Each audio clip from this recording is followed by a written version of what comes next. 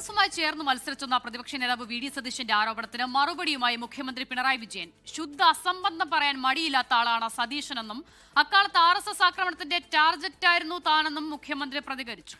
ഏത് ചെകുത്താനെയും കൂട്ടുപിടിച്ച് അധികാരത്തിൽ കയറുമെന്ന EMSന്റെ നയമാണ് പിണറായിക്കെന്നും ഡീൽ പുറത്തുവന്നതോടെ LDF പരുങ്ങലിലാണെന്നും മുസ്ലിം ലീഗ് വിമർശിച്ചു. നിയമസഭാ തെരഞ്ഞെടുപ്പിന്റെ പ്രചരണം രണ്ടാം ഘട്ടത്തിലേക്ക് കടക്കുമ്പോഴും CPIM BJP ഡീൽ എന്ന ആരോപണത്തിൽ ചുറ്റിത്തിരിക്കുകയാണ് കേരളത്തിന്റെ പൊതുരാഷ്ട്രീയം.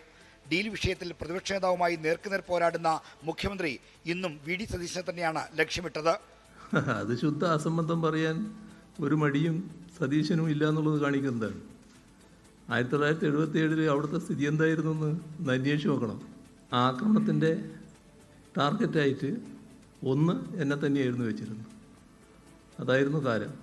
CPIM BJP ഡീൽ ആരോപണത്തിൽ മുസ്ലിം ലീഗ് നേതൃത്വവും രൂക്ഷമായ പ്രതികരണവുമായി രംഗത്ത് വന്നു. അല്ല, അവര് ഉദ്ദേശിച്ചത് ആളുകളെ പറ്റിക്കാനാണ്. അങ്ങനെ പറ്റാത്ത സ്ഥാനാർത്ഥികളെ ലൈറ്റ് കാൻഡിഡേറ്റ്സിനൊക്കെ ഇട്ട് ആളുകളെ പറ്റിക്കാന്നാണ് വിചാരിച്ചത്. അത് ആളുകൾക്ക് മനസ്സിലായ പിന്നെ ആളുകൾ തിരിഞ്ഞു വോട്ട് ചെയ്യൂലേ. BJPയുമായുള്ള ഡീൽ തെളിയിക്കാൻ KC വേണുഗോപാലിനെ VS സുനിൽകുമാർ വെല്ലുവിളിച്ചു.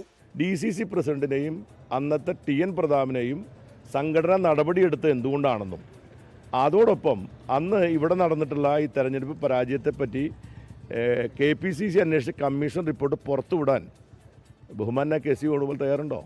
ഡീൽ വിഷയത്തിൽ ഇടതുമുന്നണിയെ കടന്നാക്രമിക്കുന്ന പ്രതികരണം ലീഗ് നേതാക്കൾ ആവർത്തിക്കുകയാണ്. ആരെ പിടിച്ചിട്ടെങ്കിലും പണ്ട് EMS പറഞ്ഞ പോലെ ഏത് ചെകുത്താനെ കൂട്ടുപിടിച്ചിട്ടെങ്കിലും അധികാരത്തിലെത്തുക. ആ നയമാണ് മാർക്സിസ്റ്റ് പാർട്ടി സ്വീകരിച്ചിട്ടുള്ളത്. ഡീൽ ആരോപണം PR ഏജൻസി എഴുതി കൊടുക്കുന്നതാണെന്നാണ് CPIMന്റെ പ്രതികരണം. ഈ വി ഡി സതീശനെ ഈ കൈ ഇങ്ങെടുത്ത് കാണിക്കുന്നത് ഇങ്ങനെ എടുത്ത് കാണിക്കുന്നതും മുഖം തിരിക്കുന്നതും അതെല്ലാം അവർ പറഞ്ഞു കൊടുത്തതനുസരിച്ച് ചെയ്തുകൊണ്ടിരിക്കുകയാണ്. അവരുടെ PR ഏജൻസി പറയുന്നതനുസരിച്ച് കാര്യങ്ങൾ ചെയ്തു കൊടുത്തുകൊണ്ടിരിക്കുകയാണ്. അപ്പോൾ PR ഏജൻസി പറയുന്നതനുസരിച്ചാണ് ഈ കാര്യങ്ങൾ ചെയ്തുകൊണ്ടിരിക്കുന്നത്. ഡീൽ ആരോപണത്തിൽ നിന്ന് കുതിരിമാറാൻ CPIM ശ്രമിക്കുന്നുണ്ടെങ്കിലും ആരോപണം ആവർത്തിച്ച് പ്രതിരോധത്തിലാക്കാനാണ് UDFന്റെ ശ്രമം. 24 തിരുവനന്തപുരം.